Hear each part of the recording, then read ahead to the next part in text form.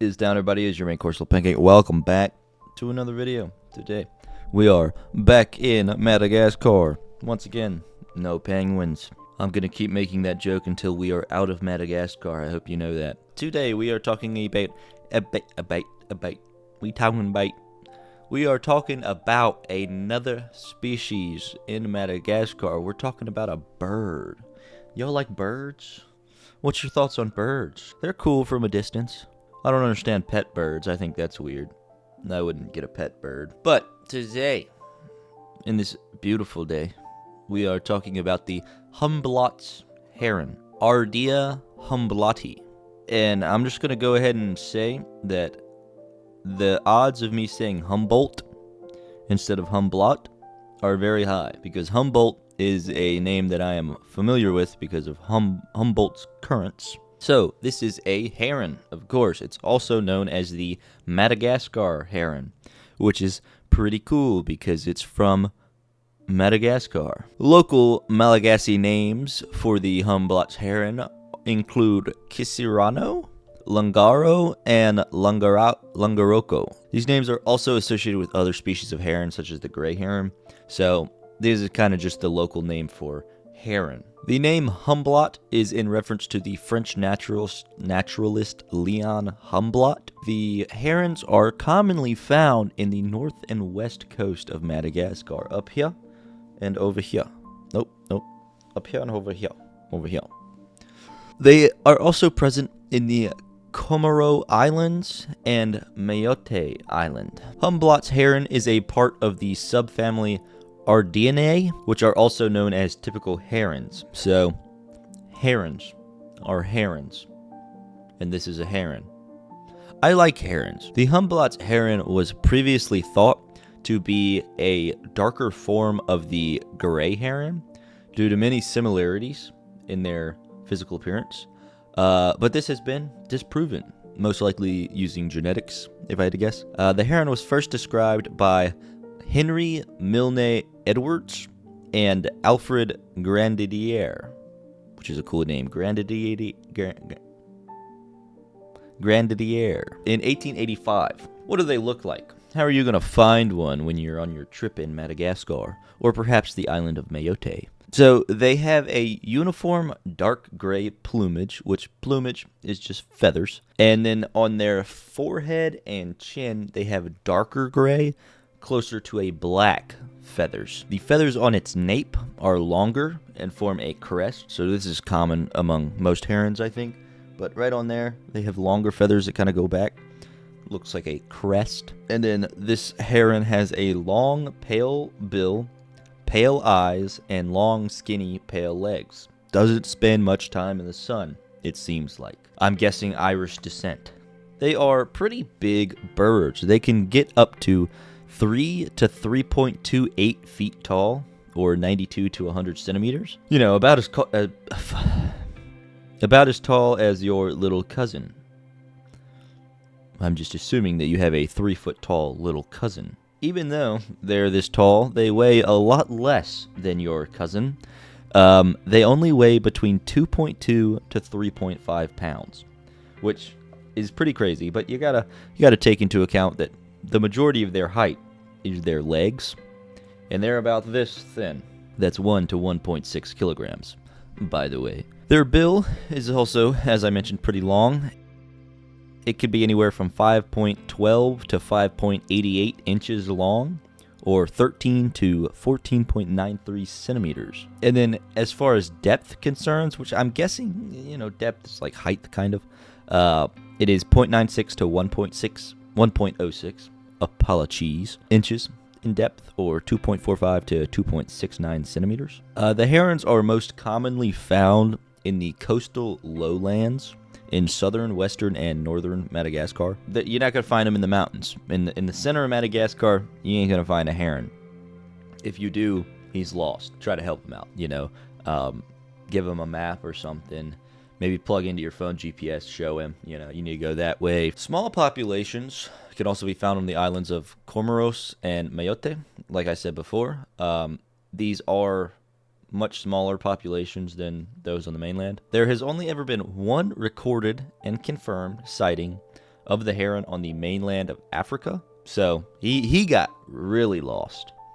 That heron had no clue where he was going. He got turned around, man. His compass got broken somewhere along the line, and he didn't realize till it was way too late. That poor fella. They inhabit fresh, brackish, and saltwater wetlands, so they're not too picky about the salinity of their water. Their preferred habitat is tidal areas, so they like that brackish and saltwater, but they can also be found among lakes, rivers, mangroves, and estuaries. As I mentioned, they're typically found at lower altitudes. One heron, again, a very lost heron.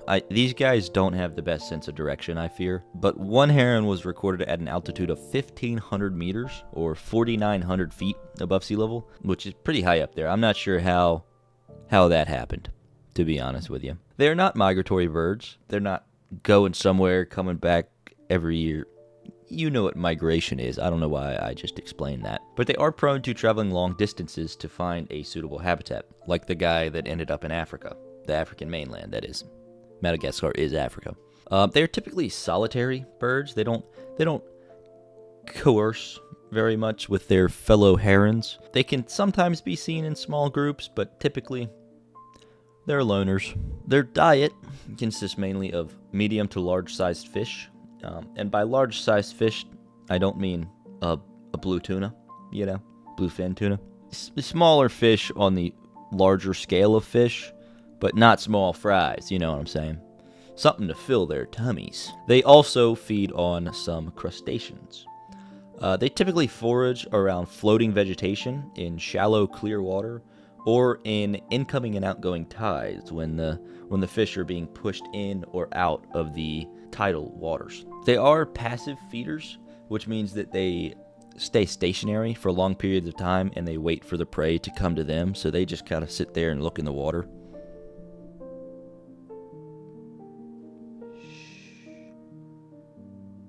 Kind of like that. And then once they catch their prey, they fly to solid ground to eat it. So they don't they get kind of upset stomachs, when they're kind of standing in the water. It's like, whoa, So they like to eat on solid ground. Me too. I'm the same way. I don't like to eat while swimming. It's difficult. Now, how do they make more Humblot's herons? How do they exponentially increase their population? Well, they don't, but they do breed. Not much is known about their breeding cycle, but there is a little bit.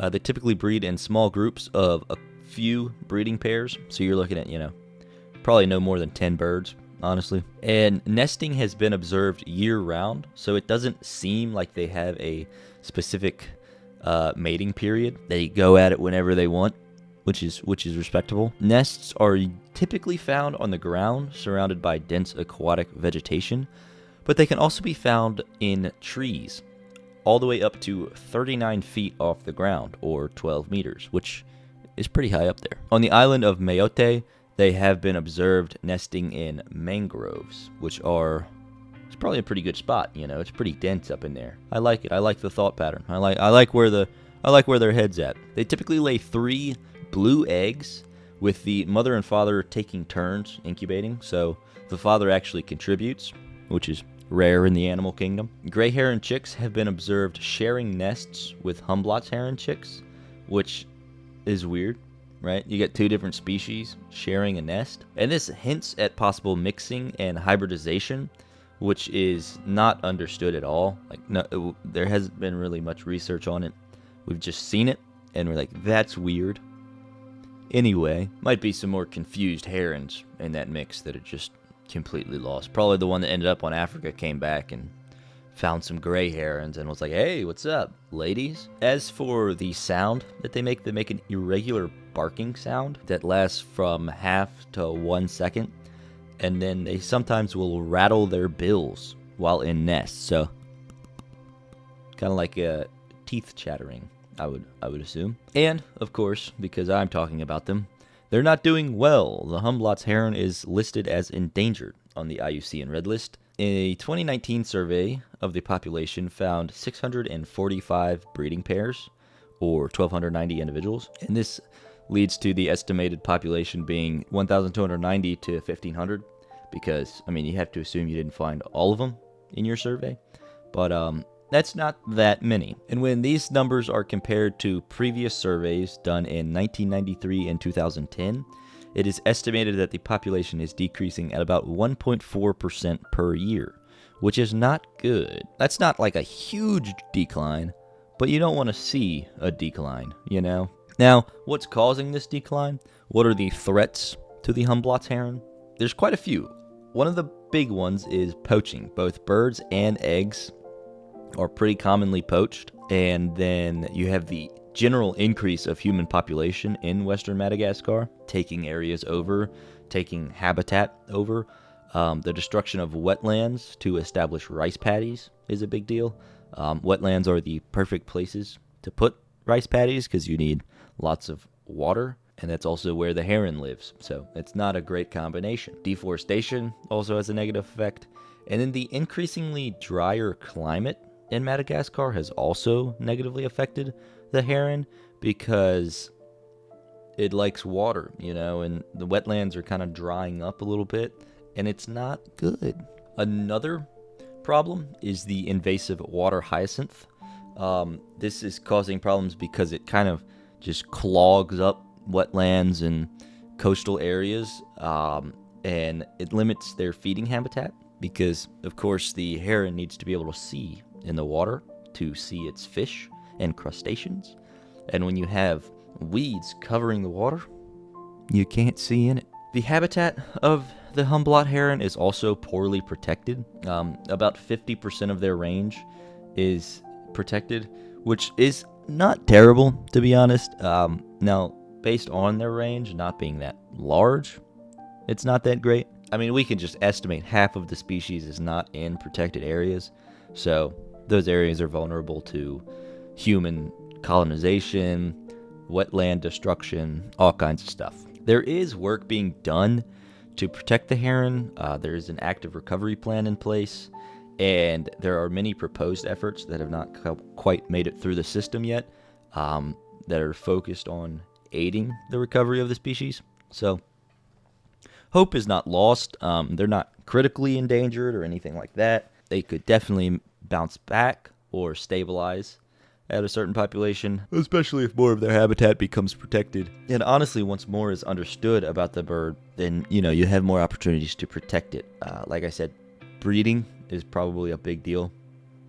The hybridization with the gray heron also could use some research, some understanding to see what's going on there, because that could also be hurting the population if they're like interbreeding. So they got a lot going against them. They got some stuff working for them. So we'll see what happens. I think there's still quite a bit of hope for this species. I don't think all is lost for the Humblot heron, but only time will tell.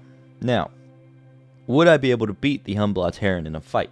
This is where the content gets spicy. So we've learned a lot about the heron. We've learned a lot about what's going on. It's not going to be as easy as the frog was last time. The frog, you know, you just need a shoe, you know. But the heron is 3 feet tall, right? So it's getting up there, you know. I mean, like up to here, you know. Pretty tall bird. Now, it only weighs 3 pounds, so it's got a pound per foot ratio. So I've got the weight on it for sure. But another thing you gotta take into account is that beak. That beak is big. It's definitely sharp.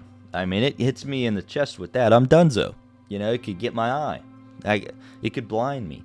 You know, we've got a lot more variables here. I need to pull up the thing. All right, here we go. So I think it's gonna be tough because I mean, you got this beak is rough, you know, and he's probably got speed on me because he can fly. You know, I mean, if he's up in the air whizzing around and I'm trying to, you know,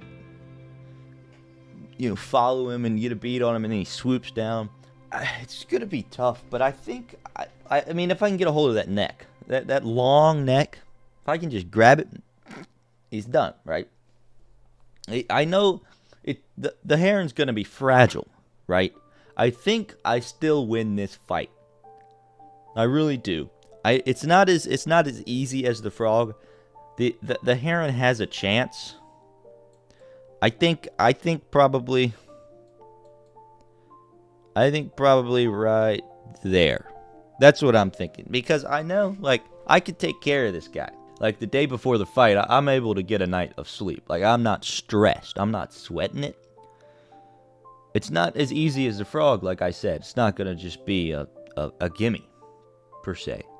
But I don't think I'm going to have that hard of a time with it. I think I get a hold of that neck, and he's done. I think that's a good thing. Let me know if you think I could take him. Let me know if you think this is an accurate placement. And that's all I got for you today, folks. Thank you so much for watching. I hope you enjoyed the video. If you did, make sure to smash like, subscribe. Let me know what you think about the Humblot Heron. And I hope you're having a great day today. Make sure to try making someone else's day better if you can. You know, it's a lot of times it's not as hard as you think to brighten someone's day. Do a kind deed, make someone smile. But yeah, that's all I got for you today, ladies and gentlemen. Thank you so much for watching. Have a wonderful rest of your day. And I will see all y'all later.